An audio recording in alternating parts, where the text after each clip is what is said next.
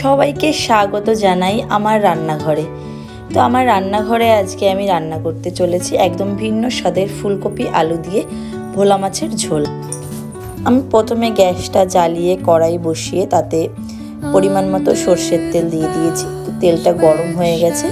এখন নুন হলুদ মাখানো ভোলা মাছগুলো একে একে দিয়ে এপিট ওপিট করে আমি ভেজে নেব। বন্ধুরা, মাছগুলো এক পিঠ ভাজা হয়ে গেছে, তো আমি আরেক পিঠ উল্টে দিচ্ছি। তো এইভাবে উল্টে পাল্টে মাছগুলো ভেজে নেব। তো মাছগুলো এক এক করে সব ভেজে নিচ্ছি। তো ভাজতে ভাজতে আমি সবার সাথে একটু কথা বলি। তো প্লিজ সবাই আমার চ্যানেলটা দেখবেন, কেমন লাগে আর কি রেসিপি দেখতে চান সেটাও জানাবেন।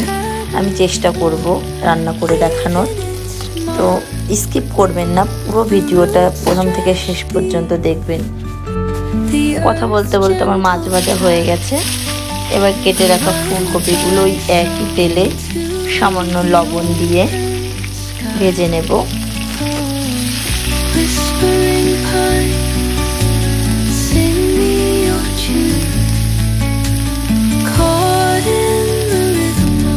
ফুলকপিগুলো ভালো করে ভেজে নিয়েছি। এবার ফুলকপি ভাজতে ভাজতে আমি আরেকবার বলে দিই, তো এই রান্নাটা বাড়িতে আপনারা যে কোনো মাছ দিয়ে করে দেখতে পারেন কেমন লাগে। সমস্ত মাছের রুই কাতলা যে যার পছন্দ সেই মাছ দিয়েই রান্না করবেন। রেসিপিটা খুবই সুস্বাদু রেসিপি।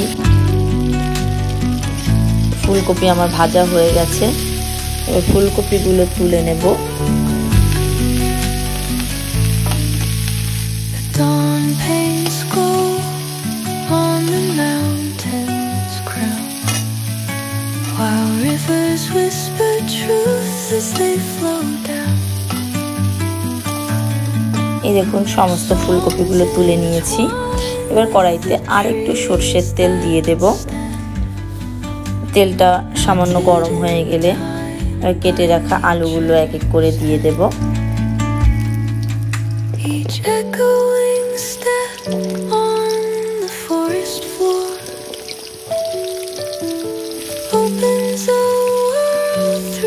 সমস্ত আলুগুলো তেলের উপর দেওয়া হয়ে গেছে। এবার সামান্য লবণ দিয়ে আলুগুলো ভালো করে মিশিয়ে নিচ্ছি। মেশানো হয়ে গেলে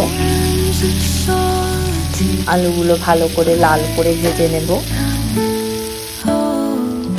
তো ভাজতে ভাজতে আলুগুলো আমাদের সেদ্ধ হয়ে গেছে। তরকারিটা রান্না করতে বেশি সময় লাগবে না।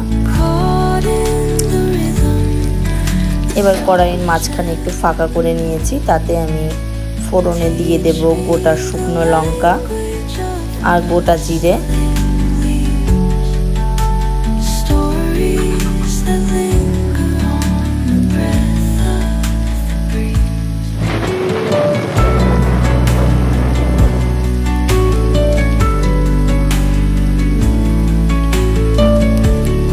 শুকনো লঙ্কা জিরেটা হালকা ভাজা হয়ে গেলে এবার তাতে দিয়ে দেব বেটে রাখা মশলাগুলো। তো মশলার মধ্যে আমি নিয়ে নিয়েছি পেঁয়াজ, কাঁচা লঙ্কা, রসুন, আদা।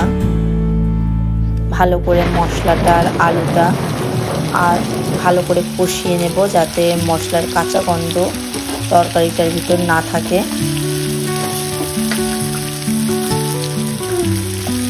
মশলার সঙ্গে আলুগুলো ভালো করে মিশিয়ে নিয়ে তাতে পরিমাণ মতো হলুদ, লবণ আর লঙ্কার গুঁড়ো দিয়ে দেব।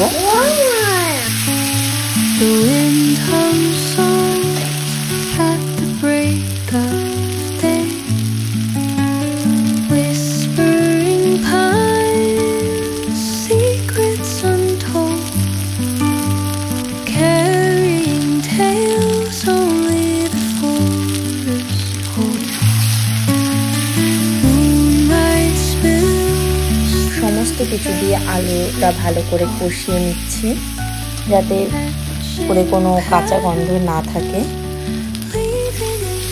তো যারা আমার ভিডিওটা দেখছেন প্লিজ চ্যানেলটিকে সাবস্ক্রাইব করে দেবেন, নতুন বন্ধু হয়ে পাশে থাকবেন।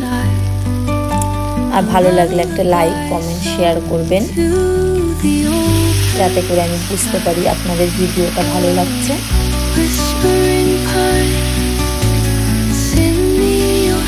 আর অবশ্যই বাড়িতে রেসিপিটা একবার ট্রাই করে দেখবেন কেমন হয়, আর আমাকে কমেন্ট করে জানাবেন। মশলা থেকে তেল ছেড়ে দিয়েছে, এবার ভেজে রাখা ফুলকপিগুলো দিয়ে একসঙ্গে সমস্ত কিছু আরও 2 মিনিট ভালো করে কষিয়ে নেব, যাতে মশলা, ফুলকপি, আলু সব ভালোভাবে কষে যায়।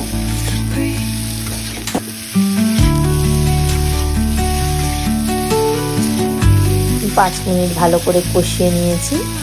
এবার আমরা পরিমাণ মতো ঝোল দিয়ে দেব।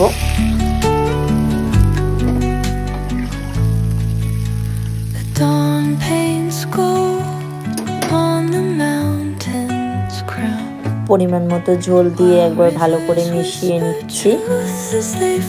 মেশানো হয়ে গেলে তাতে কেটে রাখা টমেটো কুচি দিয়ে দেব। তো টমেটোটা আগে থেকে দিইনি, পুরো গলে যাবে, তাই এখন ঝোলের উপর দিচ্ছি, যাতে টমেটোটা একটু গোটা গোটা থাকবে, খেতেও খুব ভালো লাগবে। আর আপনারা চাইলে আগেও মশলার ভিতর দিয়ে দিতে পারেন, তো আমি দিইনি। তো এই দেখুন, আলু আর ফুলকপিও ভালোভাবে সেদ্ধ হয়ে গেছে। তো আমি কিন্তু আজকে ফুলকপি বা আলু কোনোটাই ঢেকে দিইনি, এমনি ভাজতে ভাজতে লাল সেদ্ধ হয়ে গেছে ওইগুলো। তো এই যে ঝোলটা ভালো করে ফুটে উঠেছে, এবার ভেজে রাখা ভোলা মাছগুলো দিয়ে দিচ্ছি। ভোলা মাছগুলো দিয়ে ঝোলটাকে ভালো করে মাছের সঙ্গে মিশিয়ে নিচ্ছি।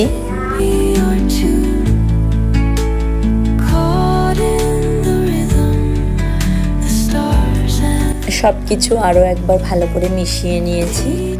এবার ঝোলটাকে এইভাবেই ঢেকে দেব 5 মিনিটের জন্য। এই যে 5 মিনিট পরে আমি ঢাকনাটা খুলে নিচ্ছি। এবার গুঁড়ো গরম মশলা দিয়ে দেব। গরম মশলা দিয়ে আর একটু ভালো করে মিশিয়ে নেব। এবার আস্তে আলতো করে মেশাতে হবে, যাতে মাছগুলো আবার ভেঙে না যায়। তো আমি এই যে আস্তে আস্তে সব মিশিয়ে নিচ্ছি। এবার আমাদের তরকারিটা রেডি হয়ে গেছে, নামিয়ে নিলাম।